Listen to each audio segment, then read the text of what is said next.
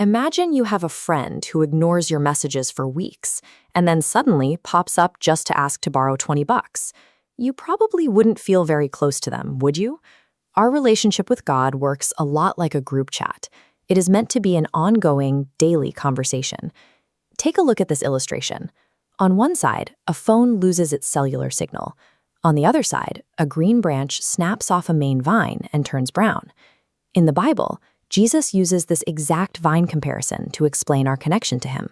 Without a constant open channel, our spiritual growth dries up entirely. Today, we are going to look at some classic examples from the Bible to figure out how to send better messages and troubleshoot our spiritual connection.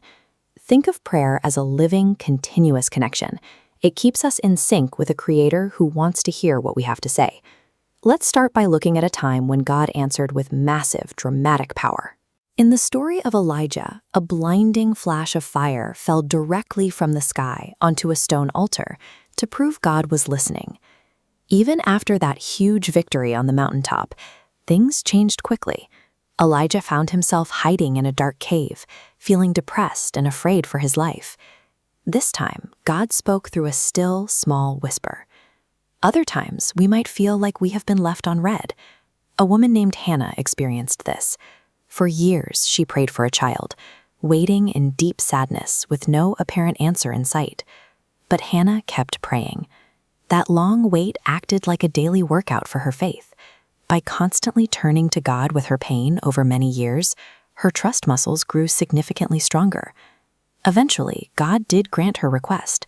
Hannah's bitter, crying prayers transformed into a beautiful song of joy once she received her son in God's perfect timing.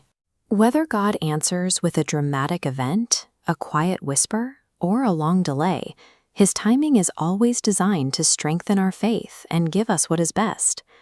So, how do we actually start the conversation? Jesus gave his disciples the Lord's Prayer as the ultimate texting template. He used this model to show us how to cover every part of our lives, from the big moments to the tiny details. The first block is about acknowledging that God is our loving Father. Then, the next few messages focus on letting him take the lead, since he sees the whole map and we only see a few feet ahead. And then we talk about our daily needs. The thread continues with apologies, asking for forgiveness and choosing to let go of the ways other people have hurt us. We finish with protection, asking God to stay close as we navigate a world full of tough choices. We can translate this biblical template into a practical routine for a normal school day, using 4 simple categories: praise, confession, requests, and thanksgiving. For a 12-year-old, that might look like this: praising God for a beautiful sunrise on the way to the bus stop, confessing that you were a little mean to your sibling at breakfast, requesting focus for an upcoming math test, and giving thanks for the lunch you get to eat. Following Jesus' template turns our daily chat with God into a balanced, healthy, two-way relationship. This brings up a really common question. If God already knows everything we need, why do we even need to pray in the first place? Talking to God acts like a ladder for our thoughts. It pulls our focus up and away from our own worries and helps us see things from his perspective.